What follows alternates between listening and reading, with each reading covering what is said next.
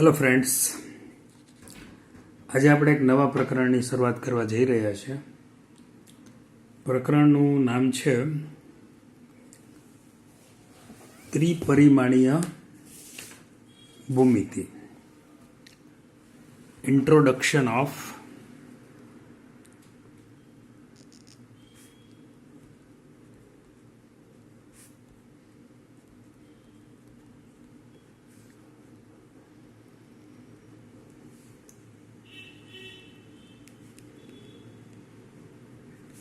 three-dimensional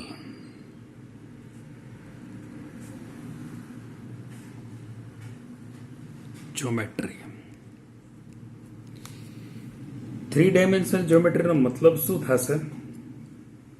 ત્રિપરિમાણીય ભૂમિતિ. 2 dimension તો તમે જાણો છો. 2 ડાયમેન્શન એટલે એક્સ અક્ષ અને વાય અક્ષની જ વાત આવતી હોય. એ તો તમે સારી પેઠે જાણો છો કે એક્સ અક્ષ અને વાય અક્ષ. બરાબર. અહીંયા જે આપણે વાત કરવાની છે એ ત્રિપરિમાણીય એટલે કે સમતલને બદલે અવકાશમાં યામાક્ષો અને યામ સમતલોની વાત કરવાની છે. સ્ટાર્ટિંગ થોડુંક તમને હું 2 ડાયમેન્શન સમજાવી દઉં. જોકે તમે R2માં જ્યોમેટ્રી શીખી રહ્યા છો એટલે અત્યારે 10મું પ્રકરણ તમારે ચાલતું હશે એટલે તમને આઈડિયા તો હશે જ. થોડુંક 10મા ધોરણમાં પણ તમે આના વિશે શીખી ગયા છો એટલે એમનો પણ તમને ખ્યાલ, પાયાનો ખ્યાલ તો હોય જ. અક્ષો કોને કહેવાય. પણ હું શરૂઆતમાં બહુ પાયાથી શરૂ કરું છું. જેમ કે મારી પાસે આ એક રેખા એલ છે. આ રેખા ઉપર જ્યારે હું નંબર લખું 1 2 3 4 -1 -2 -3 એમ લખું ત્યારે એને વાસ્તવિક સંખ્યા રેખા તરીકે ઓળખવામાં આવે છે. બરાબર. હવે આ એલ છે જે વાસ્તવિક સંખ્યા રેખા બને છે. વાસ્તવિક સંખ્યા રેખા ઉપર જે સંખ્યાઓ આવેલી છે એ સંખ્યાઓ અને બિંદુઓ વચ્ચે એક રિલેશન હોય છે. જેમ કે અહીંયા હું એક ટપકું કરું એટલે કે બિંદુ મૂકું તો એને સંગત વાસ્તવિક સંખ્યા 1 છે. ધારો કે હું આને એ નામ આપી દઉં, બિંદુનું નામ, તો A1 બિંદુ કહેવાય. 1 છે એ વાસ્તવિક સંખ્યા છે. 1 બિલોંગ્સ ટુ R છે. પણ જ્યારે A1 કરીએ ત્યારે એ બિલોંગ્સ ટુ R1 થાય.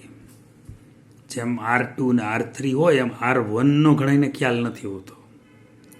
પછી ધારો કે હું બીજું બિંદુ અહીંયા મૂકું છું, બીજું ટપકું કરું છું, તો એ ટપકું છે જે બિંદુ છે એને સંગત સંખ્યા, એ બિંદુનું નામ B આપી દઉં તો બે સંખ્યા છે એ વાસ્તવિક સંખ્યા છે એટલે બિલોંગ્સ ટુ R કહેવાય. પણ જ્યારે B2 લખીએ ત્યારે બિંદુ થાય ને બિંદુ કોનો સભ્ય હોય? R1નો, સંખ્યા રેખાનો સભ્ય હોય. સંખ્યાઓ એટલે R, જે સંખ્યાઓ જે ગણમાં આવે એને R કહેવાય અને બિંદુઓ જે ગણમાં આવે છે એને R1 કહેશું, કારણ કે એક જ સંખ્યા એમની સાથે સંકળાયેલી છે. ટૂંકમાં દરેક બિંદુને સંગત એક વાસ્તવિક સંખ્યા સંકળાયેલી હોય છે. R1માં વાસ્તવિક સંખ્યા રેખા ઉપર R1માં વાસ્તવિક સંખ્યા રેખા પર દરેક બિંદુને સંગત એક વાસ્તવિક સંખ્યા સંકળાયેલી હોય છે. અને આનાથી ઊંધું પણ સાચું. અને દરેક વાસ્તવિક સંખ્યાને સંગત રેખા પર એક બિંદુ મળે છે. ઊંધું જતું બેય સાચું. એક પ્રકારનો સંબંધ સ્થપાયેલો છે બિંદુ અને સંખ્યા વચ્ચે. આ બિંદુ અને સંખ્યા વચ્ચે એક પ્રકારની સંગતતા હોય છે.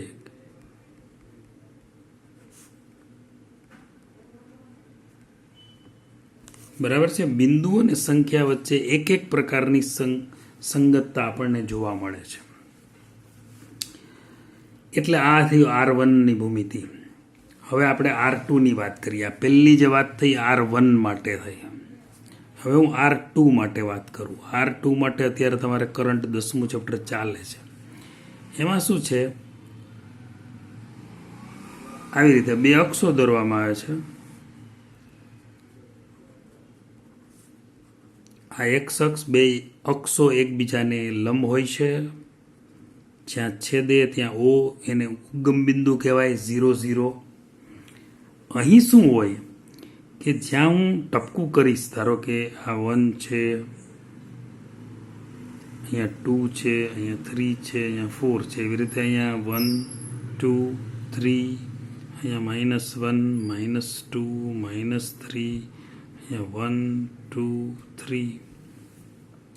અહીંયા હું કંઈ પણ આમ ટપકું કરીશ ને, ધારો કે હું અહીંયા ટપકું કરું છું, તો આ ટપકું છે એટલે શું થશે, આ 1 છે, કારણ કે એક્સ અક્ષથી અંતર જોવાનું, 1 આગળ છેદે છે. વાય અક્ષથી અંતર જોવાનું એટલે 1 2. અક્ષોથી અંતર જોવાના એટલે બિંદુના યામ મળે. હવે ધારો કે કોઈ બીજું બિંદુ જોઈએ, ધારો કે હું અહીંયા એક ટપકું કરું છું, સોરી માઇનસ આવશે. ધારો કે હું અહીંયા એક ટપકું કરું છું, તો મારે એક્સ અક્ષથી આમ લંબ દોરવાનો, વાય અક્ષથી લંબ દોરવાનો, અક્ષોને સમાંતર. ધારો કે આ વાય અક્ષને એક્સ અક્ષમાંથી મતલબ 3માંથી હું, અથવા આ બિંદુ છે એમાંથી એક્સ અક્ષને લંબ દોરું, બરાબર. તો આ બિંદુના યામ આવે 3 અને -2. વાય અક્ષ ઉપરનો યામ -2 આવે છે. જ્યાં હું ટપકું કરીશ ને ત્યાં મને ક્રમયુક્ત જોડ મળશે.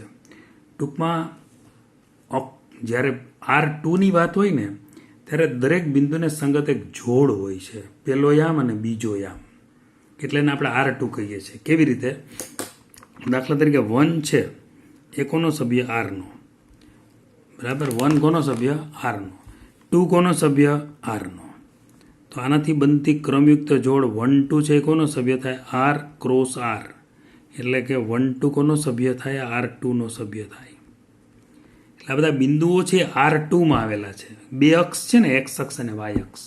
એટલે બધા બિંદુઓ કોના સભ્યો કહેવાય? જ્યારે આવી ક્રમયુક્ત જોડ હોય ત્યારે બધા R2ના સભ્યો કહેવાય. એટલે બે અક્ષની વાત થઈ. આમાં આ છે અક્ષો દ્વારા, એક્સ અને વાય બે અક્ષો દ્વારા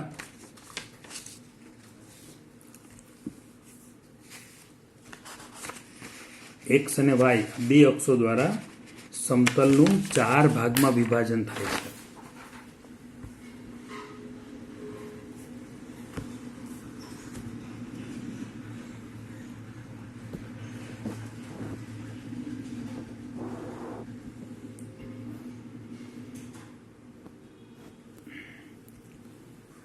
અક્ષો દ્વારા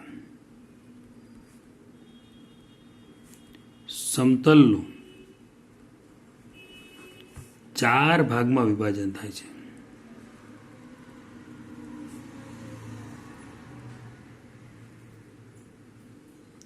એ વિભાજન કેવું છે?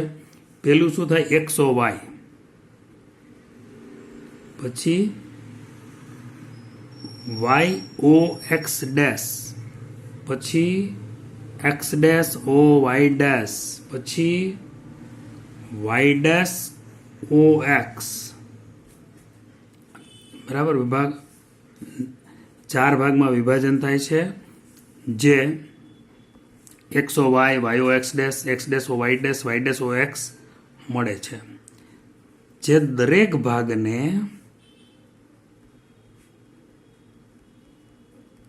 ચરણ કહે છે. ચરણ, ક્વોડ્રન્ટ.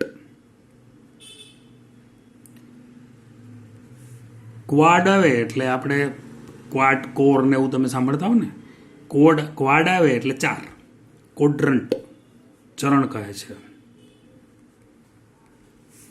આમને આમ પણ રજૂ કરી શકાય. XO Y છે, XO Y ને બદલે આપણે આવું લખીએ, ઓ એક્સ વાય, ઓ પહેલાં જ રાખીએ બધામાં.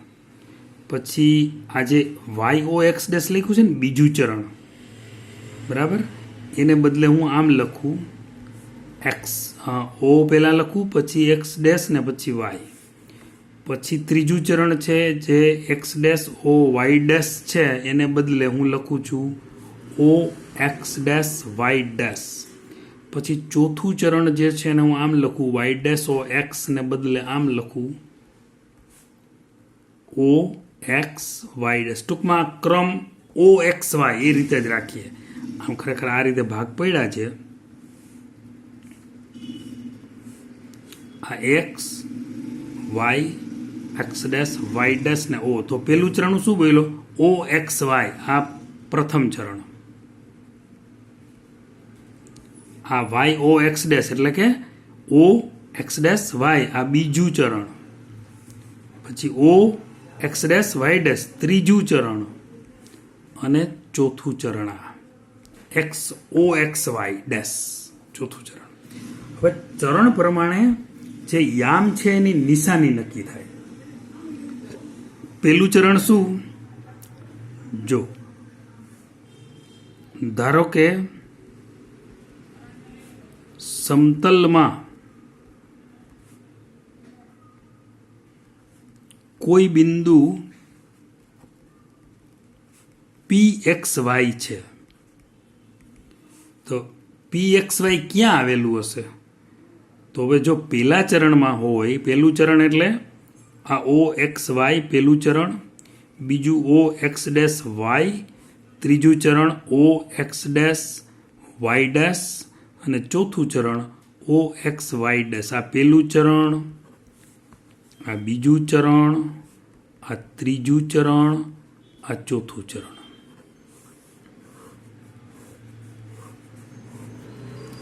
હવે યામ કયા હતા? એક્સ અને વાય, બરાબર. આ જે હતું એ આમ વાત કરીએ, આ બાજુ શું છે તો કે ચરણ છે, આ બાજુ શું છે તો કે યામ છે. ચાલો, પહેલા ચરણમાં બે યામ ધન હોય એક્સ ને વાય, બીજા ચરણમાં એક્સ ઋણ હોય વાય ધન હોય. તમારે એમ યાદ રાખવાનું જેની ઉપર ડેશ હોય ને ઋણ, જેની ઉપર ડેશ ન હોય ધન. તો પછી આ શું થાય? ત્રીજું ચરણ બે માઇનસ, કારણ કે બે ઉપર ડેશ છે. ચોથું ચરણ એમાં એક્સ પ્લસ ને વાય માઇનસ. આ યામ આમ નક્કી થાય. એટલે હવે માની લો કે તમને એમ કહે કે માની લો કે પી જેમાં એક્સ વાય છે, એમ ધારો કે પી 1-2 નું ચરણ જણાવો, તો કયું ચરણ આવે? તો કે ભાઈ એક્સ ધન છે ને વાય ઋણ છે, એટલે ચોથું ચરણ ઓ એક્સ વાય ડેશ, એટલે કે ચોથું ચરણ, બરાબર. પી 1-2 નું ચરણ. પછી માનો કેમ કે ભાઈ ક્યુ બિંદુ છે -1 -2, તો નું ચરણ શું થાય? તો બે ઋણ છે, બે ઋણ છે એટલે O X dash Y dash, એટલે કે ત્રીજું ચરણ. આમ તમે ચરણ જણાવી શકો છો. પણ આ બધું 2 ડાયમેન્શનની વાત અત્યારે આપણે થઈ. આપણે તો જો કે 3 ડાયમેન્શનમાં જવાનું છે. બહુ સ્વાભાવિક છે કે જ્યારે તમે અવકાશમાં કોઈ ધારો કે પ્લેન આપણી ઉપરથી પસાર થાય છે, તો એમાં એક્સ અક્ષ અને વાય અક્ષ ન ચાલે. એમાં તમારે એક્સ અક્ષ, વાય અક્ષ અને ઝેડ અક્ષ એ અવકાશમાં છે. એટલા માટે કોઈ બંધ ઓરડાની અંદર તમે બોલ ફેંકો તો એ ઉછળતો, કૂદતો, ટપા ખાતો એક વખત સ્થિર થાય ત્યારે એ કોઈ પણ એક દિવાલ ઉપર હોય, મતલબ દિવાલ ઉપર તો બોલ ન રહે, પણ કલ્પના તમે કરી શકો કે 4માંથી કોઈ દિવાલમાં આવી શકે, નીચે પડે, છત ઉપર પણ ન રહે. પણ માનો કે એવો મેગ્નેટિક બોલ હોય તો કોઈ પણ જ્યાં એને ફેંકો ત્યાં ચોંટી જાય, એવું બની શકે. અને જ્યારે એ ઉછળતો કૂદતો હોય ત્યારે એ અવકાશમાં હોય. અવકાશમાં હોય એટલે સ્વાભાવિક છે કે તમે તમારા અત્યારે જે રૂમમાં બેઠા એ રૂમની કલ્પના કરો અને તમારું માથું છે એને બોલ સમજી લો, તો તમારું માથું જે છે એના યામ નક્કી કરવા હોય તો તમારે બધી દિવાલ એટલે કે એક્સ અક્ષ, વાય અક્ષ અને ઝેડ અક્ષ, એક તમારે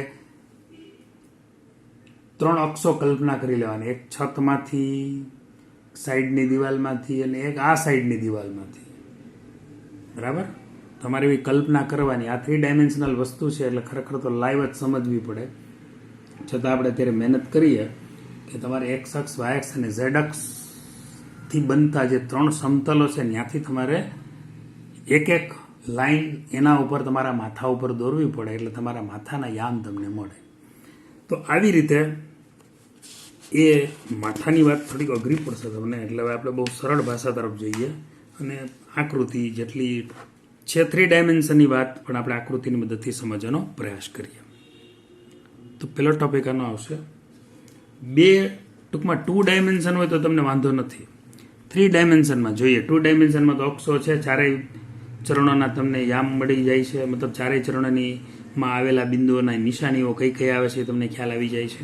હવે આપણે આમાં જોઈએ ત્રિપરિમાણીય એટલે કે 3 ડાયમેન્શન. અવકાશમાં, અવકાશ એટલે સ્પેસમાં યામાક્ષો એટલે કે જેમ અક્ષો અને યામાક્ષો અને યામ સમતલો, અક્ષો કેટલા હોય, સમતલો કેટલા હોય એની વાત આપણે કરવાની છે. એ ડ્રો કરીએ આપણે ફિગર. જેમ કે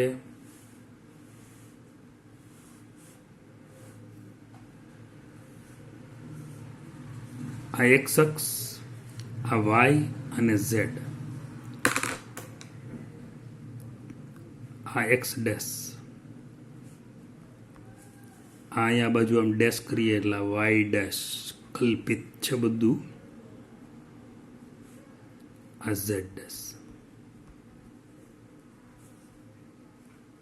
આ ઓ. આ 3 ડાયમેન્શનની વાત થઈ. આ જે બધી અક્ષો છે ને તમને આમાં પરસ્પર લંબ દેખાતી ન હોય તો કાંઈ નહીં, પણ હોય પરસ્પર લંબ. એવી રીતે અક્ષો બધી ગોઠવેલી હોય કે 3 છે એ પરસ્પર લંબ જ હોય. બરાબર. એટલે પહેલાં શરૂઆત આપણે ઓ એટલે ઓરિજિન, ત્યાંથી આપણે સ્ટાર્ટ કર્યું. બરાબર. ઓ અવકાશનું બિંદુ છે.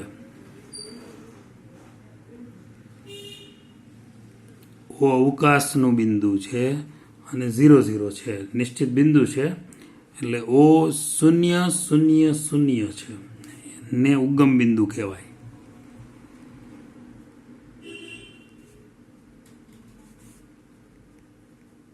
પેલા તો આ વાત સમજીએ. પછી બીજી વાત આમાં શું છે કે ઓ માંથી પસાર થાય અને પરસ્પર લંબ હોય એવા 3 સમતલ લેવાના તમારે. 3 સમતલ એટલે 3 પૂઠા તમે લઈને કટિંગ કરીને ગોઠવી શકો. ઓ માંથી પસાર થતા હોય એવા, ઓ માંથી પસાર થતા અને પરસ્પર લંબ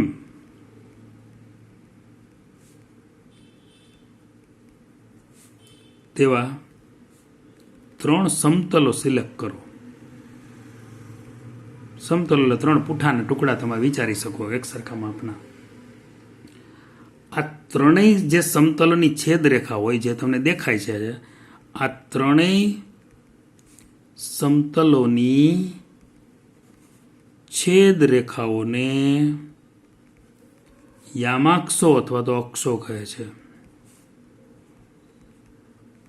બરાબર. આકૃતિમાં જે દેખાય છે એની વાત કરી દઉં હવે.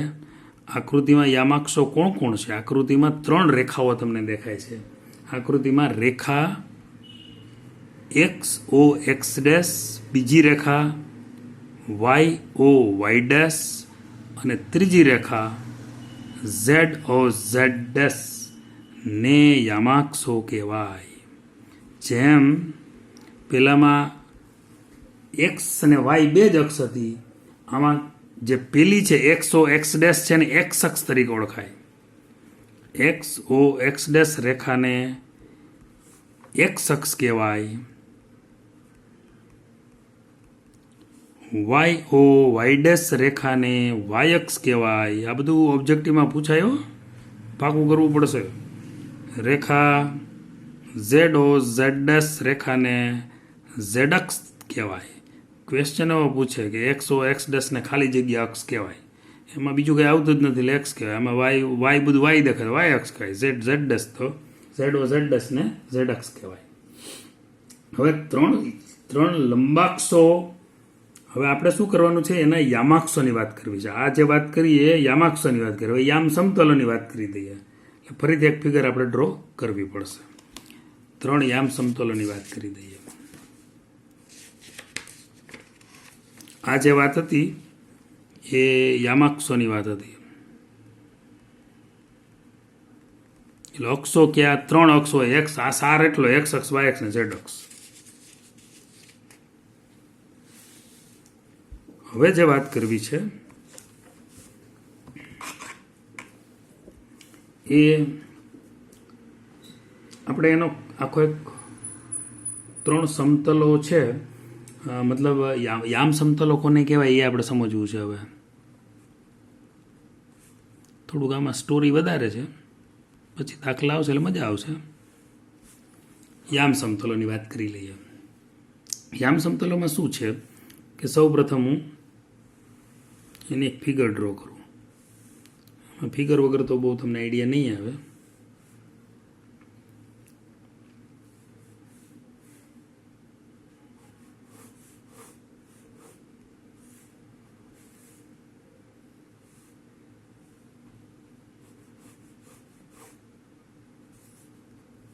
બરાબર.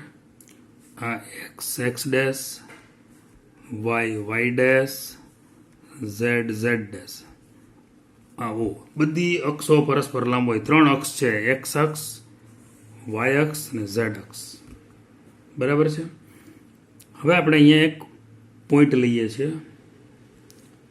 એ પોઈન્ટમાંથી આપણે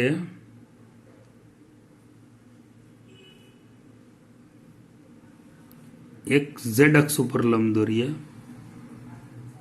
મતલબ મારે એટલે સી બિંદુ, આ બી બિંદુ અને એક અહીંયા એ બિંદુ આવશે.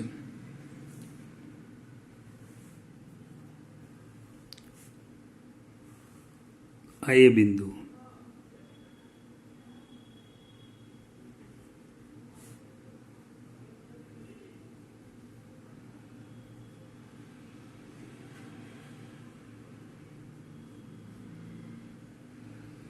આ બિંદુ સી ડેશ ધારો કે. આ જે પેલું તમને દેખાય છે ને ઉપરનો આ ભાગ, કદાચ આકૃતિ બહુ સારી નથી થઈ. આ એ ડેશ રાખીએ. A dash, B B dash અને સી સી ડેશ. આ જે પેલું જે મેં રેડ કલરમાં બનાવ્યું છે ને એ પછી બીજું એક બનાવી દઉં અહીંયા. આ બ્લેક કલરમાં બનાવ્યું છે. 3 પહેલાં હું યામ સમતલો બનાવું છું. હજી એક નવો કલર લઈ લઉં. કયો બાકી કલર રહ્યો? હવે બ્લુ રહ્યો ને, બ્લુ કરી નાખીએ આપણે. બરાબર. તમને 3 અલગ અલગ સમતલો, યામ સમતલો દેખાશે. અલગ અલગ કલરને કારણે ખ્યાલ આવશે કે આમ છે. બરાબર. એ જે 3 યામ સમતલો છે એમાં 3 યામ સમતલો કયા? તો કે એક્સ ઓ વાય પેલું સમતલ ને અહીંથી આપણે એક્સ ઓ વાય આમ દેખાડો. આ અલગ તારવીને જો, ખાલી આને જ જોજો, અર્જુનની જેમ ખાલી પક્ષીની આંખ જ દેખાવી જોઈએ, આટલું જ દેખાવું જોઈએ. આ એક્સ ઓ વાય યામ સમતલ છે ને એક્સ વાય સમતલ કહેવાય. આ પેલું પૈતું આપણું એક. હવે બીજાની વાત કરીએ. બીજું સમતલ કયું છે? આપણે આટલાની વાત કરીએ. હવે આ સમતલની, આ રેડની વાત કરી દઈએ તો વાય ઓ ઝેડ યામ સમતલને વાય ઝેડ સમતલ તરીકે ઓળખાય. નામ બે છે બધાના. આમે કહેવાય ને આમે કહેવાય, એવું બહુ છે આમાં. પછી આ ત્રીજું સમતલ એક્સ ઓ ઝેડ યામ સમતલને એક્સ ઝેડ સમતલ તરીકે પણ ઓળખાય, અથવા તો ઝેડ એક્સ. આ 3 સમતલો છે. આ 3 સમતલોને કારણે અવકાશનું, સમતલનું નહીં, આ 3 સમતલો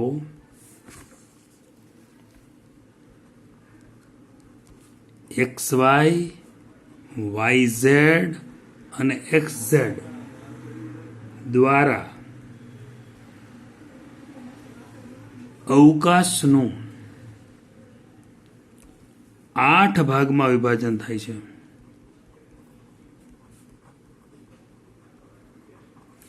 મિત્રો, તમને ખબર છે, જ્યારે 2 અક્ષો હતી ત્યારે એનું 4 ભાગમાં વિભાજન થતું હતું, પણ જ્યારે 3 અક્ષો થાય ત્યારે એને 8 ભાગમાં વિભાજન થાય. આ કેમ 8 ભાગમાં વિભાજન થાય એ સમજવું હોય તો તમારે એક 2 માળનું, એક ગ્રાઉન્ડ ફ્લોર અને એક ફર્સ્ટ ફ્લોર એવું એક મકાન વિચારી લેવાનું, અને એમાં ફર્સ્ટ ફ્લોર ઉપર 4 રૂમ, ગ્રાઉન્ડ ફ્લોર ઉપર 4 રૂમ, એમ વિચારો. એટલે મતલબ તમે જે અક્ષો હોય ને, એટલે જે પૂઠા કાપીને મૂક્યા હોય ને સમતલોના, 3 સમતલો ને પરસ્પર છેદમાં ગોઠવો ને એટલે 2 મંજિલ થાય. 3 અલગ અલગ કલરના પૂઠા લઈને ગોઠવવા. એવું હોય તો એકાદો યુટ્યુબમાં વિડીયો જોઈ લેજો, એવો તમને ખ્યાલ આવી જશે. કારણ કે 3 ડાયમેન્શનલી વસ્તુ છે એટલે એમ જ સમજવી પડે. પણ અત્યારે એમાં જોશો એટલે તમને ખ્યાલ આવી જશે કેમ 8 ભાગમાં વિભાજન થાય છે. કારણ કે આમાં જે દેખાતું હોય ને એ ફ્રન્ટનો જ ભાગ આપણને દેખાય. હવે બાકીના જે બેક સાઈડના ભાગ આપણને દેખાતા નથી. આ 3 સમતલો XY, YZ, XZ દ્વારા અવકાશનું 8 ભાગમાં વિભાજન થાય. આ દરેક ભાગને અષ્ટાંશ તરીકે ઓળખાય છે, ઓક્ટન્ટ. પેલામાં શું હતું? કોડ્રન્ટ. કારણ કે એમાં 4 ભાગમાં, કોડ એટલે 4 ભાગમાં, આમાં 8 ભાગમાં વિભાજન એટલે એને ઓક્ટન્ટ કહેવાય. ઓક્ટન્ટ કહે છે. એના નામ આ પ્રમાણે છે. આ 8 ઓક્ટન્ટના નામ, અષ્ટાંશના નામ આ પ્રમાણે છે. પેલું ઓક્ટન્ટ છે ને, જે પેલું OXYZ, આ પેલું. હવે ઓલામાં તમને ખ્યાલ છે, હજી એકવાર બતાવી દઉં તમને આગળનો પોર્શન. આપણે જે સમજ્યા હતા ને 4 ભાગ કર્યા હતા, જુઓ આમાં આપણે 2 જ ચરણ, મતલબ 2 જ અક્ષો હતી. એટલે પેલું OXY હતું, આમાં OXY અને Z એટલું વધી જાય. પછી શરૂઆતનામાં તો શું હોય? શરૂઆતના તો 4 ચરણ પ્રમાણે જ હાલે. પછી બીજું શું થાય તો કે બીજું ચરણ, મતલબ અષ્ટાંશ શું થાય? આમાં ચરણ હતું, આમાં અષ્ટાંશ છે. બીજું ચરણ શું આવશે? બીજું ચરણ આવશે X ઉપર ડેશ. ત્રીજા ચરણમાં, મતલબ ત્રીજા અષ્ટાંશમાં આપણે ચરણ બોલાઈ જાય છે, પણ ત્રીજું અષ્ટાંશ એમાં X ને Y ઉપર ડેશ હતો, યાદ કરો. Z તો બાજુ લખી જ જવાનું, કારણ કે હવે જ્યાં વધી જ ગયો છે તો શું થાય? પછી OX Y ઉપર ડેશ. હવે અહીંયાથી આ 4 તો નોર્મલ હતા. જો આપણે 2 તો લીધા હતા ને, XY ને XY ને XY ડેશ ને XY ડેશ, આટલા સુધી હતા 4 ચરણ આપણા. હવે બીજા 4 જે વધ્યા ને એમાં જરાક ધ્યાન રાખવું પડશે. જો આ પેલું ઓક્ટન્ટ, આ બીજું ઓક્ટન્ટ, આ ત્રીજું અષ્ટાંશ, આ ચોથું અષ્ટાંશ, હવે પાંચમામાં શું આવશે? એમાં OX Y અને Z ઉપર ડેશ, આ 5મું.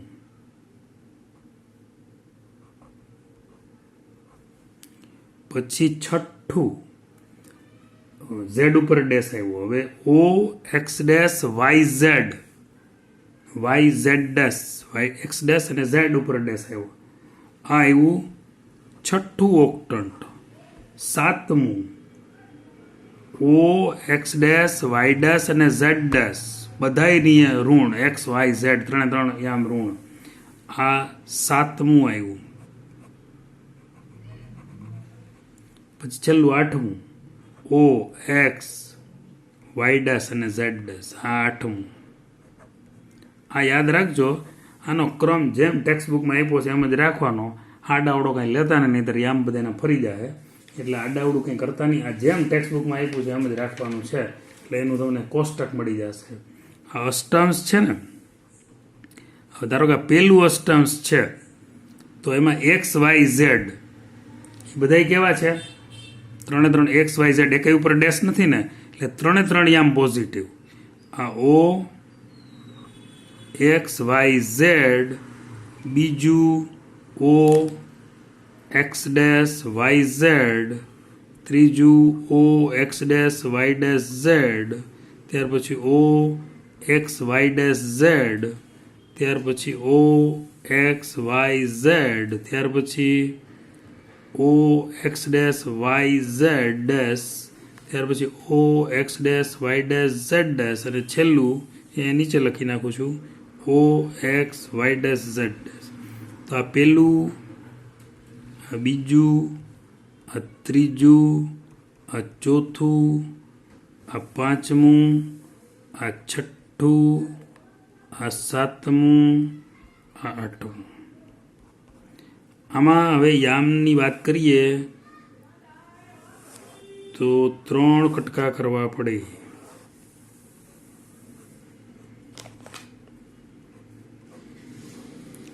આ એક્સ વાય અને ઝેડ પેલામાં બધા ધન, કારણ કે એકેય ઉપર ડેશ નથી. આમાં એક્સ ઉપર ડેશ છે, એમ જ યાદ રાખવાનું, ડેશ ઉપર જ રમવાનું છે. આમાં 2 ઉપર ડેશ છે, ઝેડ ઉપર નથી.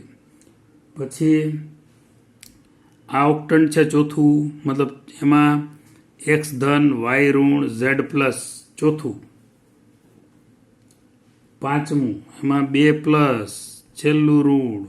ત્યાર પછી આમાં માઇનસ પ્લસ માઇનસ, આમાં 3 માઇનસ, અને છેલ્લામાં એક્સ વાય ઝેડ શું આવશે? પેલું પ્લસ, બાકીના 2 નેગેટિવ. તો આ રીતે આ ઓક્ટન્ટ પ્રમાણે આપણે ચરણ નક્કી, મતલબ ઓક્ટન્ટ ઉપરથી આપણે એક્સ વાય ઝેડના યામ શું હશે એની આપણને ખબર પડે છે. એક દાખલો જોઈ લઈએ આજે, એટલે આપણું કામ પૂરું થાય.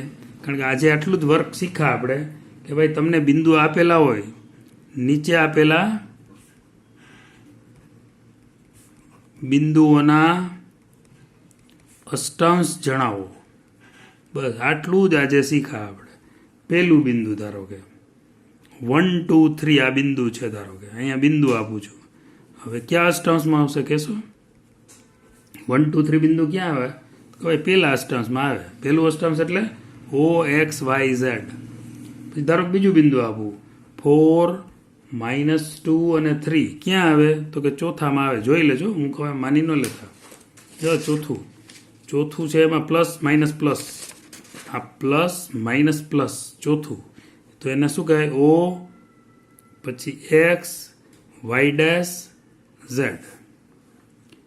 બરાબર. પછી ત્રીજો દાખલો, ધારો કે 4 -2 -5, 4 -2 -5 આ બિંદુ ક્યાં આવે?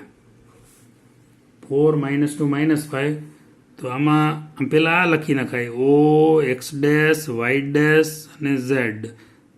ઓ એક્સ છે, સોરી એક્સ ડેશ નહીં આવે.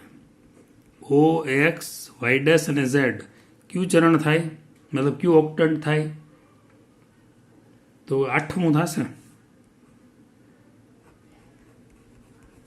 બરાબર છે. આ રીતે આપણે કોઈ પણ બિંદુ આપે તો એનું આપણે ઓક્ટન્ટ કયું છે અથવા તો અષ્ટાંશ કયું છે એ નક્કી કરી શકીએ છીએ. ત્યાર પછીનો એક દાખલો જે લઈએ, ધારો કે 4 2 -5, તો આ છે 5મું, X O X Y Z dash. ત્યાર પછી કોઈ હજી એક લેવો છે 4 -4 2 -5 -4 2 -5. આ રીતે ઘણા લઈ શકાય દાખલા, પીડીએફમાં આપ્યા જ છે. જો કે તમને -4 2 -5 એટલે આ ઓ એક્સ ડેશ વાય અને ઝેડ ડેશ. બરાબર. એટલે બીજું જોઈ લઈએ આપણે ઓ એક્સ ડેશ પછી વાય અને ઝેડ ડેશ. બરાબર. એટલે છઠ્ઠું આવશે. બરાબર. બસ આ રીતે આપણે નક્કી કરતા શીખવાનું છે. તો મિત્રો આજે આપણે ઓક્ટન્ટ કેમ નક્કી કર્યા એની વાત આપણે કરી. બરાબર. હવે કોઈ પણ અવકાશની અંદર બિંદુ આપેલું હોય તો એ બિંદુના યામ આપણે નક્કી કરવા હોય તો કેવી રીતે નક્કી કરી શકાય એની ફિગર મેં ડ્રો કરીને તમને પીડીએફમાં આપેલી છે. છતાં નેક્સ્ટ ટાઈમ થોડીક ચર્ચા એની કરીને પછી આપણે આગળ વધીશું. Okay, thank you.